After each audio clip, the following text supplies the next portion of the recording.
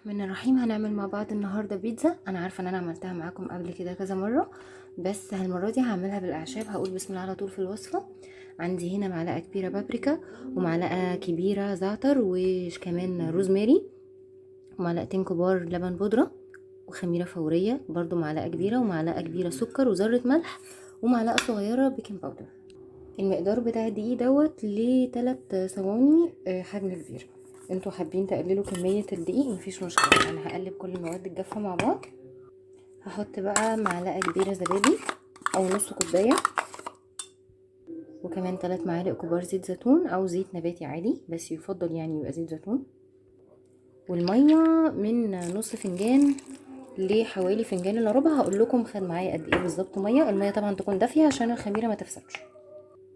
انا لميتها كده زي ما انتوا شايفين، خدت معايا كوبايه الا ربع ميه. هحط بس كده معلقه زيت على الوش واغطيها واسيبها من نص ساعه لساعه لحد ما تخمر. عايزه اقول لكم ريحه العجينه بجد تحفه. الاعشاب اللي احنا حطيناها موديه العجينه في حته تانية.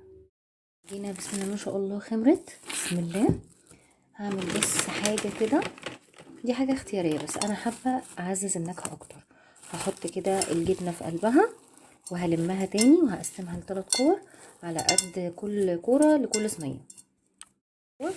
هرش بقى على الارضيه بتاعه الرخامه اللي انا هشتغل عليها، هحط حبه دقيق وهفرد كل واحده على قد الصينيه اللي انا هحطها فيها كده. ومجهزه الصينيه اللي هدخلها بيها الفرن، دهناها القاع بتاعها زيت. دي الطريقه علشان تبقى مظبوطه معاكم. هخلص بقى كل الصواني بنفس الطريقه. هعمل بس كده بالشوكه، هعمل لها فتحات عشان ما تنتفخش معايا قوي. حشوات عندي سلامي وعندي سوسيس وعندي تونه. التونه حط عليها كمون وفلفل اسود وكزبره وعصره ليمون وفص ثوم مفروم. هقلب كل ده مع بعضه. طبعا الحشوه اختياريه، اي حاجه عندك احشيها بيها. بالنسبه بقى للموتزاريلا هقول لكم على سر المطه اللي انتوا بتشوفوها في المطاعم والمحلات. عندي هنا ربع كوبايه لبن سخنه، هنزل عليها كده بكميه جبن مختلفه. ده مثلا ميكس جبنه رومي على شيدر على موتزاريلا، وكمان هزود موتزاريلا. الطريقة دي كله هيسيح مع بعضه. هنصبها على البيتزا، هتديكي نفس المطة بالظبط، مش هتفرقيها عن اي حاجة، مش هتنشف معاكي ان شاء الله. انا مجهزة صوص البيتزا، طبعا تقدروا تشوفوه في الفيديو اللي قبل كده. وكمان للي ما عندهمش ممكن تحطوا معلقة كاتشب على معلقة مستردة على معلقة مايونيز، وكمان صوص سيراتشا او هوت صوص. هيبقى معاكم احلى صوص بيتزا، مفيش اي مشكلة خالص. بصوا بسم الله ما شاء الله لما ساحت زادت الكميه ازاي. بجد قوامها كريمي جدا وطعمها غني قوي. انا هحط الموتزاريلا الاول، انتوا عايزين تحطوا الحشوه الاول وبعد كده الموتزاريلا في الاخر مفيش مشكله، بس انا حابه الحشوه تبقى باينه.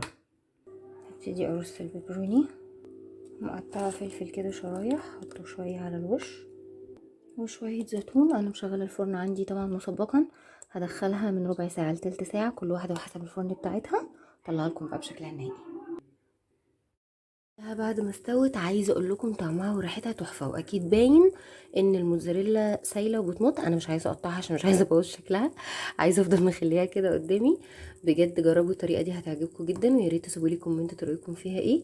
وما تنسوش تفعلوا الجرس عشان يوصلكم كل جديد. ولو عجبك الفيديو لايك وسبسكرايب وشير، وان شاء الله هنزلكم بصفات تانية جديده.